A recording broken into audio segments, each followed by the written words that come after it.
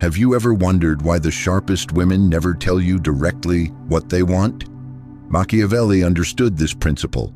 True power operates in silence, and it's an art that women have mastered over centuries. Today, I'm about to unveil 4 specific secrets that every woman wishes you knew, but that her pride and societal norms prevent her from confessing. These aren't cheap tricks. They are the profound psychological strategies that separate average men from those who truly grasp the game. If you stick with me until the end, you will hold the keys that most men will never discover. Have you ever waited for a woman to tell you, "Hey, I like you, come over here"? Well, I have news for you. That's never going to happen. And it's not because she isn't interested. It's because you've just entered the first level of the Machiavellian game they play to perfection. The first secret every woman wants you to know but will never admit is this. She will never say, "Approach me." Why? Because Machiavelli was right when he wrote that whoever controls the information controls the power. Women instinctively understand that revealing their interest directly places them in a vulnerable position. It's pure social survival strategy. Think of it this way. When she openly says, "I like you," she loses 3 critical things. First, the power of selection. She can no longer filter suitors because she has shown her hand. Second, her social standing. Cultural norms still penalize women who appear desperate or easy. Third, and most importantly, she loses the ability to test you. If you lack the social intelligence to read her subtle signals, you are not worthy of her attention. So, how does the real game operate?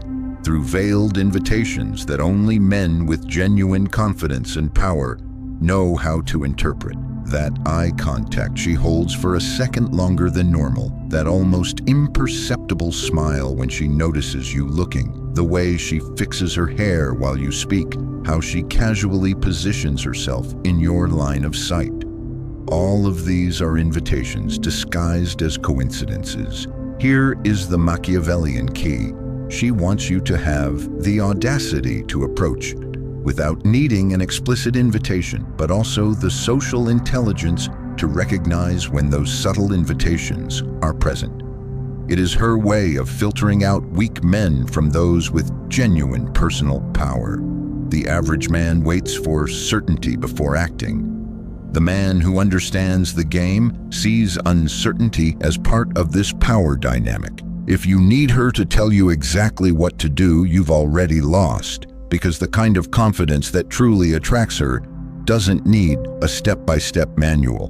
By the way, if these insights are blowing your mind, subscribe to the channel, because what's coming in the next secrets will completely change your understanding of women. But mastering the art of recognizing her subtle invitations is only the first piece of the puzzle. Because once you identify those signals, the question that separates the novices from the masters arises. How do you approach her without sounding like everyone else? Now that you know she will never tell you to come closer, we arrive at the second secret women will never confess. She will also never teach you how to approach her. This isn't cruelty, it's pure strategy. Why wouldn't a woman give you instructions on how to win her over? Because doing so would completely defeat the purpose of the test. Imagine if a university exam came with all the answers included. It wouldn't be an exam anymore, would it? Likewise, if she tells you exactly what to say and how to behave, she can no longer evaluate your true confidence, your natural social intelligence, or your leadership ability. Machiavelli wrote that the prince must seem merciful, faithful, humane, upright, and religious, but be prepared to act in the opposite manner when necessary. Women apply this principle instinctively. They want to see you navigate the social interaction without a map, because only then can they gauge your true value as a man. Here is the strategy that separates the amateurs from the professionals. The Machiavellian preparation before the approach. Before you even think about talking to that woman you're interested in, You need to establish your presence in the environment. This is called a social warm-up, and it is devastatingly effective. First, arrive at the venue with the right mindset. Before leaving home, recall 3 recent moments where you felt proud of yourself. This isn't cheap self-help, it's applied neuroscience. You are priming your brain to produce the confidence hormones that she will detect subconsciously. Second, physical preparation counts more than you imagine. A well-pressed collar, clean shoes, a subtle touch of cologne, but without overdoing it. This isn't about vanity, it's about self-respect. An intelligent woman notices these details because they reflect how you treat yourself, and by extension, how you would treat her. Third, and here comes the magic, never approach her directly as your first interaction of the night. Instead, warm up socially, talk to the bartender, give a genuine compliment to someone else, ask a neutral question about the place. Why does this work? Because she is watching you interact with others and evaluating your social fluency. When you finally do approach her, do it with genuine curiosity, not with desperate thirst. Universal topics that never fail. What brings you here tonight? This band is incredible. Have you heard them before? Oh, I love your necklace. Does it have a special story? The key is to remain open, curious, and relevant to the moment. Avoid deep philosophical debates or controversial topics. This is not the time to prove your intellect. It's the time to build a light but genuine connection. Remember, she won't give you an instruction manual because part of her attraction to you depends on your ability to figure things out for yourself. It's her way of separating natural leaders from those who need to be told what to do every step of the way. But here comes something crucial that most men don't get. Knowing how to approach is only half the equation. The other half, just as important, is knowing when she wants you to stay and when she'd prefer you to walk away. You know when to approach and how to do it. But now comes the third secret that no woman will ever confess. She will never directly tell you leave or stay. And believe me, mastering this skill is what separates men with real social power from those who become the awkward stories women tell their friends. Why doesn't a woman just say, "I'm not interested, go away"? For the same reason Machiavelli advised against being hated. She needs to maintain social harmony. Telling you to get lost would make her the bad guy in front of others, something her brain is programmed to avoid. So instead, she uses body language that screams, "Go away," while her mouth remains polite. Here are the leave signals you must read as if your dignity depends on it, because it does.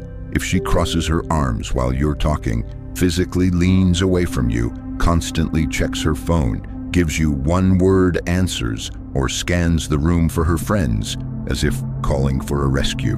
Brother, it's time for a strategic retreat. But there are also stay signals that most men are too insecure to recognize. If she mirrors your body posture, leans toward you when you speak, maintains genuine eye contact, asks you personal questions, or finds excuses to lightly touch your arm, you're in green territory. Her body is telling you, "I like you," even if her mouth never utters those words. The difference between a man with real confidence and an insecure one is this. The insecure man ignores the leave signals because he doesn't want to accept reality, and he doubts the stay signals because he doesn't believe he deserves them. The man with true power reads both with precision and acts accordingly. When you detect signs of rejection, here is your Machiavellian strategy. Make your exit with absolute class. Say something like, "It was a pleasure meeting you. Enjoy the rest of your night," and walk away without looking back. Do not insist, do not plead, do not try to convince her. The intelligent prince retreats to fight another day and keeps his dignity intact. Do you know what's most ironic? Sometimes leaving with dignity generates more respect and interest than staying and begging for attention. Because you've shown that you have standards, that your time is valuable, and that you don't need validation from any woman to feel worthy. On the other hand, when the signals are positive, don't be the guy who misinterprets them as, "Now I can be clingy." The stay signals mean you've earned the right to deepen the conversation, not to bombard her with your entire life story. Listen to her interests and ask intelligent follow-up questions. If she mentions she likes hiking, don't just say, "Oh, that's cool." Say, "What's been your favorite trail so far?" The ability to read these signals correctly is not optional if you want to play in the major leagues. It's the difference between being perceived as a man with social intelligence and someone who just doesn't get the most obvious hints. So far, you've mastered when to approach, how to do it, and when to stay or leave. But there's one final piece of the puzzle that definitively separates the amateurs from the masters, and it's something that almost no man seems to fully understand.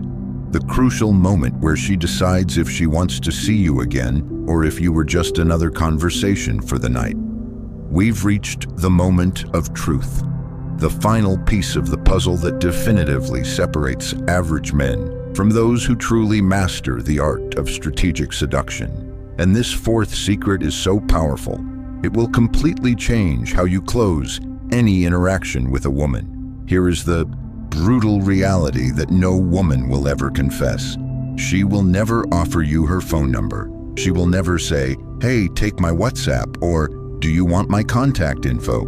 And if she ever does, it's likely not you she's truly interested in, but rather she's using your attention to fill a temporary emotional void.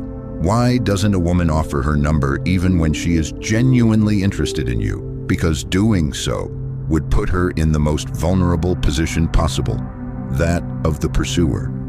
Machiavelli taught that it's better to be feared than loved, but in the context of seduction, it's better to be the one who leads than the one who pursues. And she knows this instinctively. When a woman gives you her number without you asking, she's inverting the power roles. She becomes the one who has to prove her value, the one waiting for your call, the one wondering if you're going to text. Her primitive brain interprets this as a position of weakness, and she will subconsciously begin to lose attraction to you. But here comes the Machiavellian strategy that most men never master. There are two ways to handle the exchange of contact information, and both require you to take the lead. The first is the classic approach. "I really enjoyed meeting you. Can I send you a message sometime?" It's direct, honest, and puts the cards on the table. However, there is a second strategy that is psychologically more potent. Giving her your number instead of asking for hers. Listen to this closely because it will change your game forever. When you say, "Hey, here's my number. If you feel like grabbing coffee sometime, send me a text," something magical happens in her mind. First, you completely eliminate the pressure. She doesn't feel like you're hunting her or that you need something from her. Second, you invert the power dynamic. Now she is the one who must decide if she wants to pursue the connection. Third, and most importantly, you give her the opportunity to be the one who initiates, which psychologically makes her feel more in control. Do you know what happens when a woman has to write you the first message? Her brain begins to justify why she's doing it. "I'm texting him because I liked him. I found him interesting. I want to get to know him better." Every justification she gives herself increases her level of emotional investment in you. The difference between asking for her number and giving yours is the difference between begging for an audience and granting one. The prince doesn't beg for attention. He selectively grants it to those who prove worthy of it. When you give her your number, you subconsciously communicate that you have options, that your time is valuable, and that she must earn your continued attention. Of course, not all of them will text, and that's perfectly fine, because the ones who do will be those who are genuinely interested, not the ones who gave you their number out of courtesy or to avoid an awkward situation. Here are the exact scripts for both strategies. If you decide to ask for hers, "Hey, I really enjoyed this conversation. I'd like to continue chatting with you sometime. Can I text you?" If you decide to give her yours, "I really enjoyed meeting you. Here's my number. If you ever want to grab a coffee or continue this chat, don't hesitate to send me a message." Mastering these 4 Machiavellian principles transforms you from a subject into the sovereign of your own social life.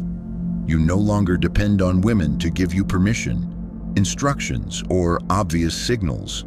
You have the tools to navigate any interaction with strategic confidence, reading between the lines and leading with intelligence. There you have it, the 4 Machiavellian secrets that every woman wishes you knew, but will never confess. She won't say, "Approach me." She won't teach you how to do it. She won't tell you when to stay or leave, and she will definitely not offer you her number. But now you hold the keys to the game that most men will never discover. Machiavelli wrote that fortune favors the bold, and you have just become one of them. If these secrets have changed your perspective on women, subscribe, because next week I will reveal how to interpret their text messages like a true master of strategy. Hit like if you already know which of these 4 principles you're going to apply. First,